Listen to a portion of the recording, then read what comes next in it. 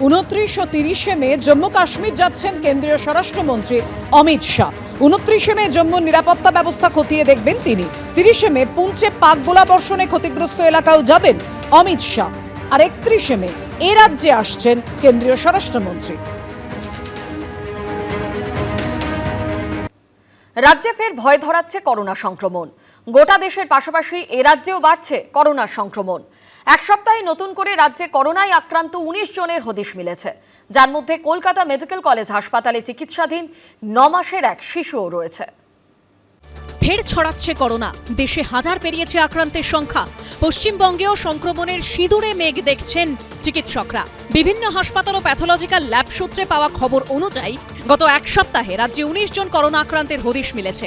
Kolkata medical college হাসপাতালে চিকিৎসাধীন 2 জন, তার মধ্যে রয়েছে 9 মাসের এক শিশু। পেডিয়াট্রিক ইন্টেন্সিভ কেয়ার ইউনিটে চিকিৎসাধীন সে। 22 মে শ্বাসকষ্টজনিত সমস্যা নিয়ে ভর্তি করা হয় শিশুটিকে।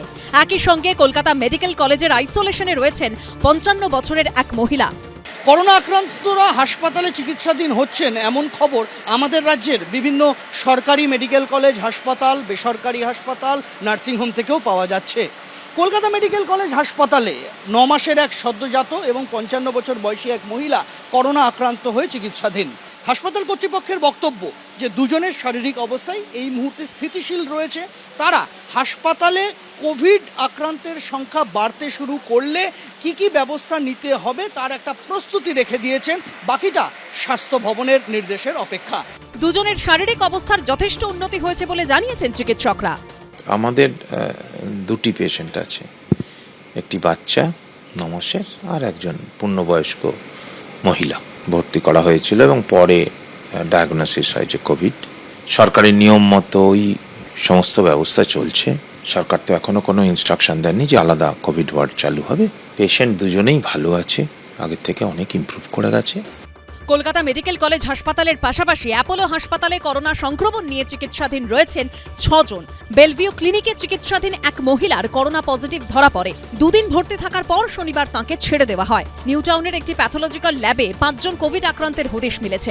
সংশ্লিষ্ট ল্যাব সূত্রে খবর, তাঁদের শারীরিক অবস্থা স্থিতিশীল, হাসপাতালে ভর্তি করার মতো নয়। উডল্যান্ড হাসপাতাল ও ডায়মন্ড হারবার হাসপাতালে 2 জন করোনা আক্রান্তের হদিশ মিলেছে, যদিও তাঁদের চিকিৎসার পর হাসপাতাল থেকে ডিসচার্জও করা হয়।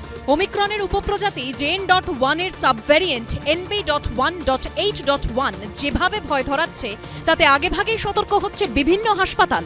করোনা নিয়ে আপাতত স্বাস্থ্য দপ্তরের নতুন নির্দেশিকা না এলেও আগেভাগে সতর্ক বেলেঘাটা আইটি হাসপাতাল। সূত্রের খবর, বেলেঘাটা হাসপাতালে নতুন করে প্রস্তুত রাখা হয়েছে 5টি আইসোলেশন ওয়ার্ড। দক্ষিণ কলকাতার একটি বেসরকারি হাসপাতালে নতুন করে প্রস্তুত করা হয়েছে 3 বেডের আইসোলেশন ওয়ার্ড। সন্দীপ সরকারের রিপোর্ট, ABP আনন্দ।